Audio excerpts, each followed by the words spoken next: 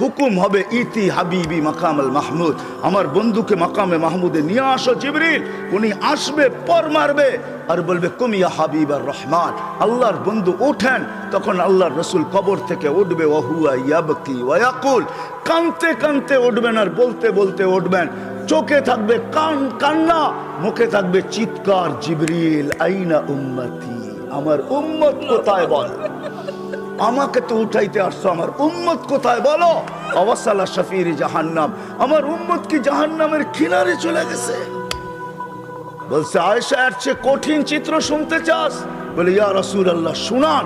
বলে ও জি আবি জাহান্নাম, জাহান্নামকে যখন নিয়ে আসা হবে 70,000 শিকল লাগানো হবে, প্রত্যেকটা আংটার ভিতরে 70,000 ফেরেশতা ধরবে, তারপরও জাহান্নাম সবার হাতের থেকে ছুটবে আর কিয়ামতের মাঠের দিকে দৌড়াইতে থাকবে আর হুঙ্কার দিতে থাকবে।